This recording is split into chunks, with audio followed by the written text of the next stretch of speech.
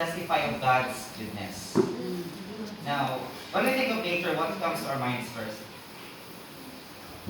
The surroundings. Surroundings, right? The environment, the trees, the mountains, seas, the sky, the space. But did you know that math is also one of those natures? Wow. Math is one of the most compelling proofs of God's hand in creation. Most of us take it, not most of us. Some of us take it for granted, and most of us hate it. Am I right? Yeah. Now, most of us assume that math is just a human invention designed to make our lives easier. The Egyptians used this to build canals. Babylonians used this to help them in their day-to-day business, in their trades. And then, however, other than developing different symbols to represent math, man has never created anything in math.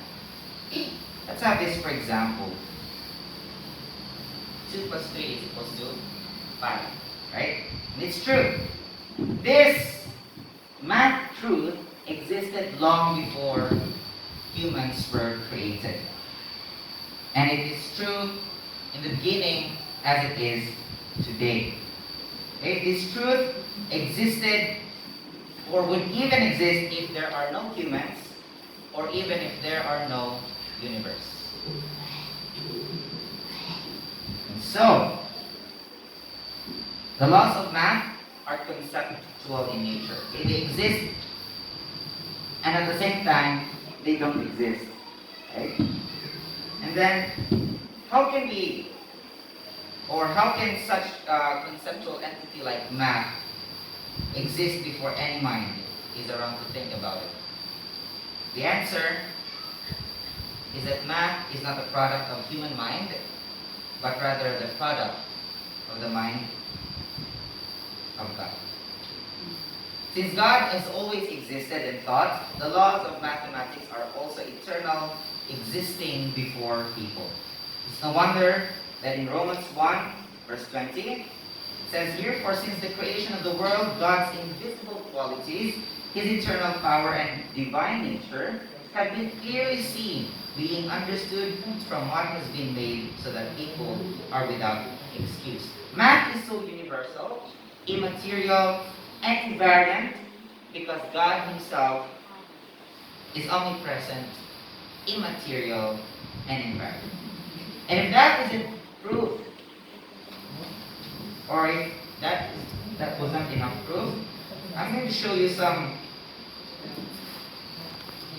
life that sprung up because of math. And we can actually see them in the world around us. First one is fractals. So the term fractal was used in 1975 to describe the never-ending, infinitely complex, and self-similar geometric patterns which were generated from a simple math equation, z is equal to z squared plus c. Now it is only with the advent of modern computers that it has been possible for us to explore fractal structures created by math equations, just like this one. This is an example of a fractal. Now just look at the intricacy and the complexity and wondrous beauty hidden within this fractal, hidden within these numbers. Only intelligence produces such things. And it is not surprising that as Christians, we expect to find beauty and order in the universe, not only in the physical universe, but in the abstract realm of mathematics as well. The verse Colossians 1 verse 16 says here, "For in Him all things were created, things in heaven and on earth, visible and invisible, whether thrones or powers or rulers or authorities, all things have been created through Him and for Him." Now this verse tells us that God created all things. And the word all includes everything, including man. Now, not just in computer generated do we see fractals, but also in we can see them in the natural world. We just don't know that they were fractals to begin with. And here are some examples. So on the first picture at the top left, that is a river. How do you call that term? And it's a river, right? And then below is a leaf. If you have seen a leaf close up, that is an example of a fractal. On the middle picture, it's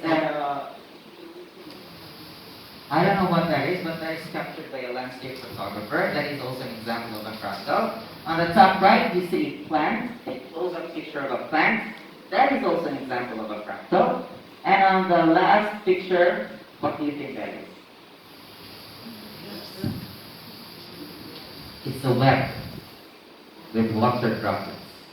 That is also an example of a fractal. Next is we have the golden ratio and Fibonacci series or sequence. Now Fibonacci sequence these are numbers wherein to get the next number you need to add the previous two numbers.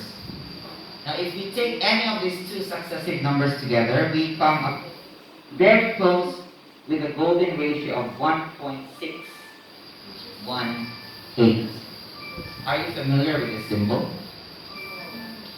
Maybe not, but maybe you have seen them in galaxies, in typhoons, and sometimes even in shells.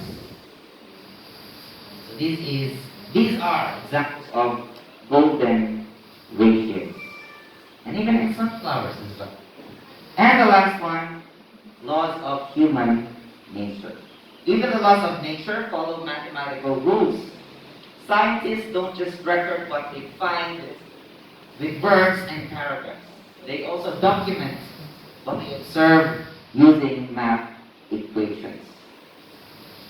So, the very existence of math is a miracle, let alone the correspondence of conceptual mathematical laws to material things. I personally believe that without math, there will be no world. The correspondence exists because nature, mathematics, and human mind have one supreme link. And they are all created products of God, the master designer. Amen.